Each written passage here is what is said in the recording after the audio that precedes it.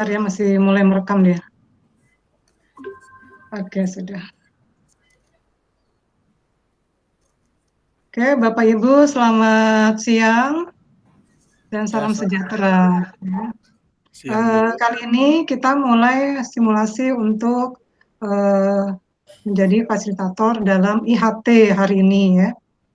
Bapak Ibu, saya akan menyampaikan, ya sebelum menyampaikan mungkin kita mulai dengan berdoa dulu kali ya. Silakan Bapak Ibu untuk ini ya, saya pimpin aja sekaligus. Bapak Ibu, sebelum kita mulai acara hari ini, IHT hari ini, berdoa menurut kepercayaan masing-masing, berdoa dipersilahkan. Oke, selesai. Alhamdulillah kita bisa tatap muka secara virtual dalam simulasi IHT. Hari ini saya akan mempresentasikan tentang modul ajar. Ya, saya presentasi dulu Bu ya.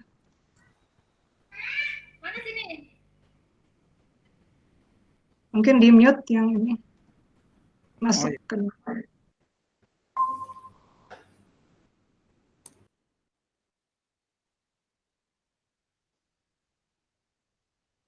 Bisa kelihatan Bapak Ibu? Ini modul ajarnya bisa ya? Bisa Bu. Bisa Bu, bisa Bu. Ya, saya karena nggak nampak Bapak Ibu, saya buat double layar.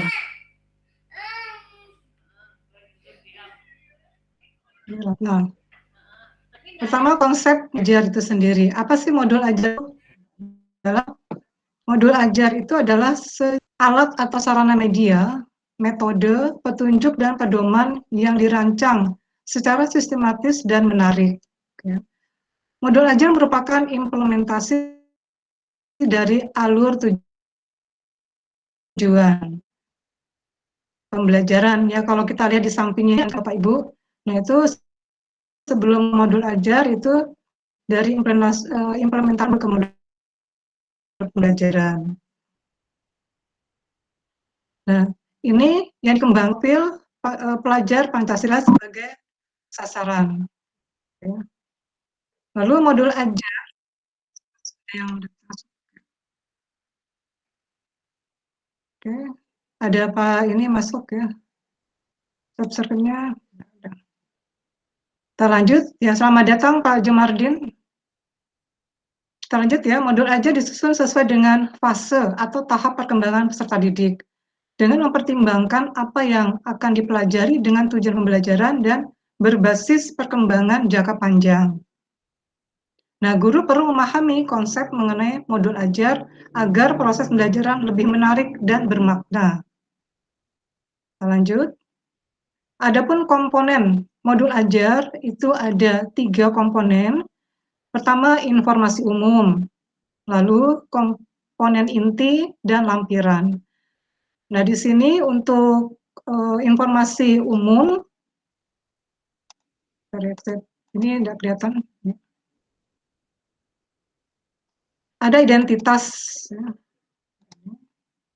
Ya, ini pertama identitas. Identitas ini yang berisikan nama penyusun tentunya. Institusi, misalnya SMK Negeri 1, SMK Negeri 3, ya. Lalu tahun disusunnya. Ya. Tahun disusun modul ajar. Lalu jenjang sekolah, karena kita SMK ya, jenjang sekolah SMK. Terus kelas berapa dan alokasi waktu yang diperlukan pada modul ajar ini. Selanjutnya, kompetensi awal. Kompetensi awal adalah pengetahuan, keterampilan yang perlu dimiliki siswa sebelum mempelajari topik tertentu. Kompetensi awal merupakan ukuran seberapa dalam modul ajar yang dirancang. Lanjut. Nah, lanjutnya ada profil pelajar Pancasila. Nah, ini merupakan tujuan akhir dari suatu kegiatan pembelajaran yang berkaitan erat dengan pembentukan karakter peserta didik. Profil pelajar Pancasila ini dapat tercermin dalam konten metode pembelajaran. Nah, di dalam modul pembelajaran ini profil pelajar Pancasila tidak perlu mencantumkan ya,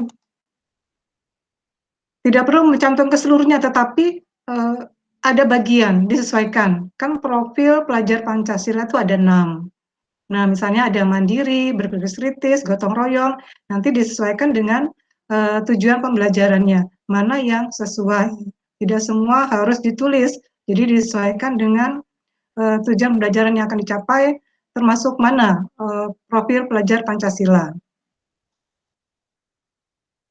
Oke, lanjut. Nah, ini ada 6 profil. Nah, untuk ini ketersediaan materi tentu disesuaikan sarana prasarananya. Misalnya pembelajaran kalau dia produktif, ya apa ala ya. Kalau dia normatif, adaptif, nanti mungkin berupa LCD. Kalau dia pembelajaran daring. Nah, kalau daring tentu internet adalah satu sarprasnya. Mungkin menggunakan kalau daring Google Home dan sebagainya. Jadi, target peserta didik. Nah, peserta didik yang menjadi target ya adalah peserta didik yang reguler atau mempunyai tipikal umum, tidak ada kesulitan dalam mencerna dan memahami materi.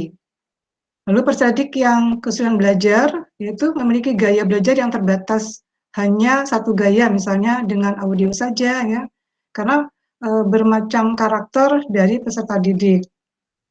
Kita lanjut. Ada model pembelajaran.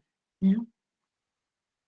Nah, model pembelajaran ini tentu Bapak Ibu Guru sudah tahu karena sudah lama berkecimpung dalam proses pembelajaran ya, bukan guru baru yang harus diajari. Sehingga ini nanti lebih paham model pembelajaran atau kerangka pembelajaran yang memberikan gambaran sistematis pelaksanaan pembelajaran. Nah, model pembelajaran dapat berupa model pembelajaran tatap muka, PJJ daring ya, atau pembelajaran blended bisa juga. Itu model pembelajarannya. Lalu tujuan pembelajaran. Tujuan pembelajaran harus mencerminkan hal-hal penting dari pembelajaran. Slide presentasinya terputus. Oke. Ya, terputus. Oh, sebentar saya ulangin. Ini karena jaringan ya Bapak Ibu ya. Mohon maaf.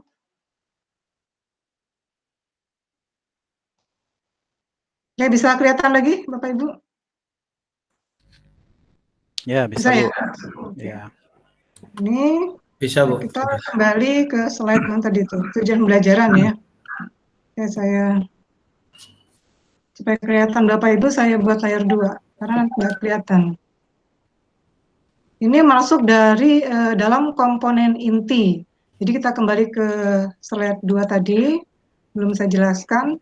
Nah, di sini, oh ini ya, bentar. Dalam komponen modul ajar itu ada informasi umum yang terdiri dari identitas sekolah, kompetensi awal, profil pelajar Pancasila, sarpras, target peserta didik, dan model pembelajaran yang digunakan.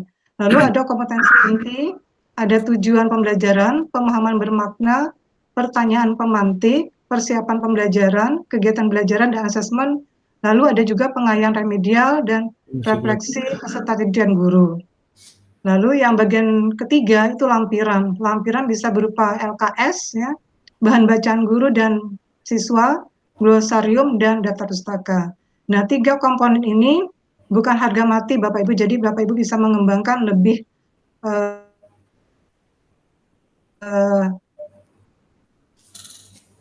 boleh dipersilakan.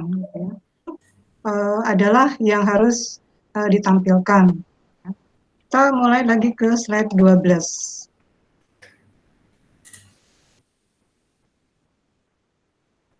Pemahaman yang tadi diperoleh setelah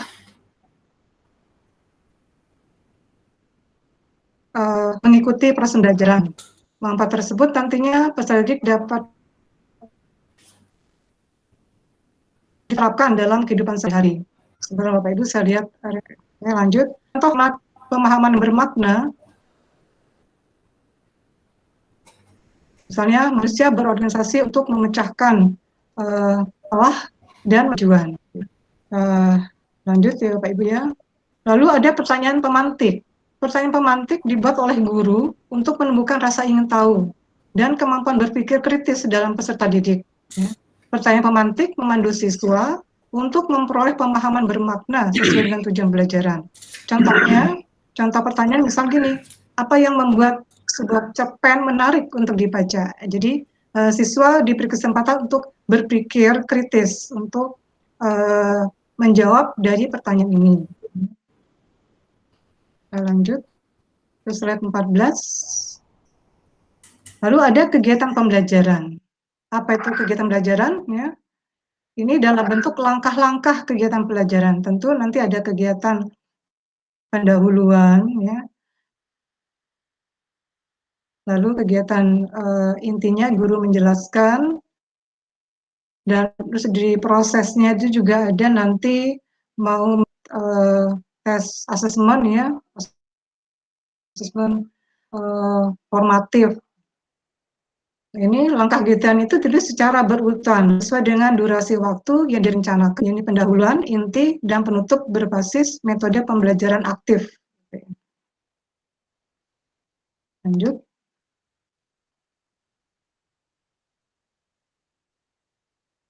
Asesmen. Asesmennya bisa dan sumatif. Untuk asesmen diagnostis itu sebelum pembelajaran. Lalu untuk formatif selama proses pembelajaran. Asesmen sumatif. Nah, ini biasa Bapak Ibu melakukannya. Kita lanjut. Nah, ini bentuk asesmennya. Nah, di bentuk asesmennya ada sikap profil pelajar Pancasila yang dapat berupa observasi. Kita menilai observasi peserta didiknya. Bagaimana dia sikapnya, gotong royongnya, gitu ya. Lalu penilaian teman sebaya boleh juga. Lalu bisa juga dinilai pada saat siswa itu presentasi atau drama. Misalkan kalau pelajaran seni ya, mungkin dia drama, paling banyak itu presentasi. Nah, di presentasi Bapak Ibu bisa melihat sikap profil pelajar Pancasila. Itu dibutuhkan apa? Mungkin gotong royong ya. Itu bisa kita nilai untuk asesmennya. Lalu ada pengayaan dan remedial di dalam modul itu. Pengayaan itu apa? Yaitu kegiatan belajaran yang diberikan kepada peserta didik dengan capaian tinggi agar mereka dapat mengembangkan potensinya secara optimal. Dan untuk remedial diberikan kepada peserta didik yang membutuhkan bimbingan untuk memahami materi atau pembelajaran mengulang. Ya, seperti kalau dia tidak bisa atau tidak tidak ada batas nilainya, tidak KKM ya kita buat remedial. Dan ini bisa biasa Bapak Ibu guru melakukan remedial ya. Dan ini akan dicantumkan pada modul ajar karena komponennya itu minimal ya Bapak Ibu ya. Nah, lembar kerja siswa atau kita sebut LKS lah. Nah, itu juga dimasukkan di modul ajar LKS-nya. Ditujukan kepada siswa, bukan guru ya. Dan dapat diperbanyak sesuai kebutuhan untuk diberikan kepada siswa termasuk peserta didik yang non-reguler. Lalu bahan bacaan guru dan peserta didik juga boleh dicantumkan di situ ya. Bahan bacaan guru peserta didik digunakan sebagai apa? Sebagai pemantik sebelum kegiatan dimulai. Atau untuk memperdalam pemahaman materi pada saat atau kegiatan pembelajaran. Oke, berikutnya. Nah, glosarium. Glosarium juga Bapak Ibu bisa cantumkan pada modul ajar yang Bapak Ibu susun nantinya. Ini glosarium itu apa? Merupakan kumpulan istilah-istilah jika pada fase itu ya, Bapak Ibu misalnya capaian pembelajarannya apa, ada glosariumnya. Kalau tidak ada juga tidak diberikan, tidak apa-apa kalau memang tidak ada istilah yang penting. Lalu jangan lupa ada daftar pustaka. Ya. Modul ajar itu pasti ada daftar pustaka, ditutup dengan daftar pustaka. Kalau memang daftar pustaka ada berupa link, link materi misalnya dari apa namanya, dari internet bisa dicantumkan link mau harus apa ya, ngambil materi dari internet itu linknya ditulis di daftar pustaka boleh gitu ya. Nggak mesti harus buku gitu ya. Waktunya tinggal berapa menit Bapak Ibu? Nah, berapa menit? Oke. Oke, nah ini sudah selesai. Nah, untuk contohnya Bapak Ibu saya share dulu contoh modul. Nah, ini modul ajar agar Bapak Ibu bisa ya. Ini contoh modul ajar dasar-dasar pengembangan perangkat lunak. Ya. Kelas 10. Ini judul elemennya, lalu deskripsi kelas ya. Waktunya Bapak Ibu tentukan sendiri. Jumlah pertemuannya, terus fasenya, sekarang kita masih fase E Bapak Ibu ya, kelas 10. Lalu profil pelajar Pancasilanya itu dipilih tidak semua ya. Lalu mode pembelajarannya adalah discover learning. Nah, ini Bapak Ibu. Lalu pertemuan pertama, ini ada kegiatan awal 20 menit, kegiatan intinya dicantumkan apa-apa yang dilakukan pada kegiatan awal dan kegiatan inti. Lalu kegiatan penutup ya. Dan seterusnya ada referensi, lalu ini juga refleksi, lembar kegiatan ya. Terus ada lampiran berupa ringkasan materi. Bapak Ibu kan sudah paham luar kepala ya, ringkasan materinya. Nah, ini bisa dituliskan di modul ajarnya. Ini semua nah ini ringkasan materinya ya Bapak Ibu ya. Terus semua nanti juga ada soal, ya, soal latihan ya berupa formatif, ya ada asesmennya. Lalu ada praktek ini, kalau memang ada praktek dibuatkan. Lalu lembar kerja aktivitas praktek ya, kalau ini job sheet ya. Nah ini juga ada rubrik ya Bapak Ibu ya. Rubriknya seperti ini. Nah, ada belum aspeknya apa, belum kompeten, cukup kompeten, kompeten, dan sangat kompeten. Lalu ditambahkan pembelajaran remedi. Ya, remedinya apa, dan pengayaan. Dan ini belum sempurna Bapak Ibu bahwa bisa meneruskan dengan model komponen modul ajar yang saya tayangkan tadi di slide 2 ya Bapak Ibu ya. Oke, sampai sini mungkin ada pertanyaan Bapak Ibu. Sebelum kita akhiri, ini waktunya sudah 20 menit ya.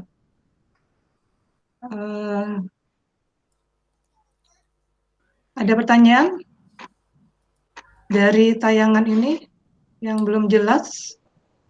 Bapak Ibu bisa nanti saya berikan modul ini presentasinya, contohnya untuk dipelajari Bapak Ibu ya.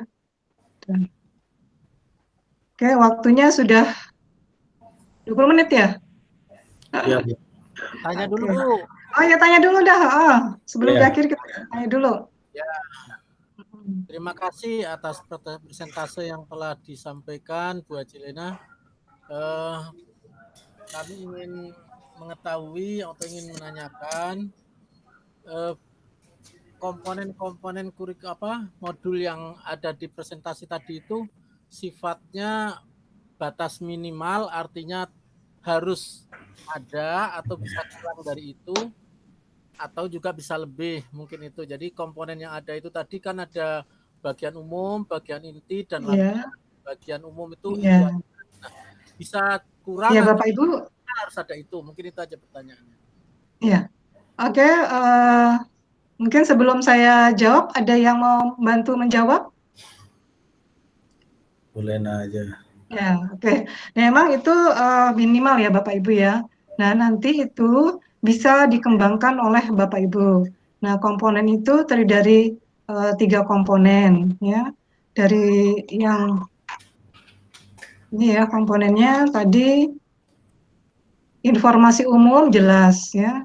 Pada modul itu pasti ada informasi umum yang mengetahui identitas sekolahnya, kompetensi awal ya. Terus tadi dijelaskan bahwa kelas berapa, ya, mata pelajarannya apa gitu ya. Nih, terus komponen inti dan lampiran ini mungkin ini minimal Bapak Ibu. Nanti Bapak Ibu dari sini bisa mengembangkan lebih jauh lagi, ya. mungkin dikembangkan di materinya ya. Tuh, kalau glosarium itu nanti disesuaikan aja.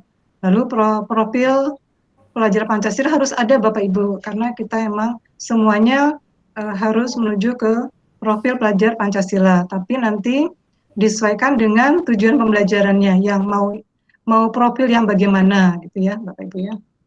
Oke, itu demikian Pak Mansur, Ya, bisa.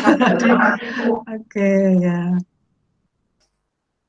Karena waktunya sudah selesai Bapak Ibu ya, nanti mungkin bisa dilanjutkan untuk penyusunan. Silakan Bapak Ibu bisa menyusun modul ajarnya sambil jalan, nanti bisa bertanya ya untuk penyusunan lebih lanjut. Yang penting ada contohnya. Kalau nggak jelas nanti kita sambil jalan aja Bapak Ibu. Oke, demikian presentasi saya. Mungkin cukup ya Bapak Ibu, kita akhiri saja. Cukup, Bu. Ya, cukup. Oke, saya hentikan stop share screen-nya. Oke, mungkin simulasi ya. Saya ya, habis ini saya. Oke, ya sip. Linknya sudah tak bagi di kelompok 1 itu. Oke. Pak, Atau Pak Mansur, ini Pak, ini dulu. saya banyak tulis, boleh nggak, Pak? Terima kasih. Sama aja, jadi punyaku nanti habis itu linknya. Moga, Oh, moga, gitu moga. ya.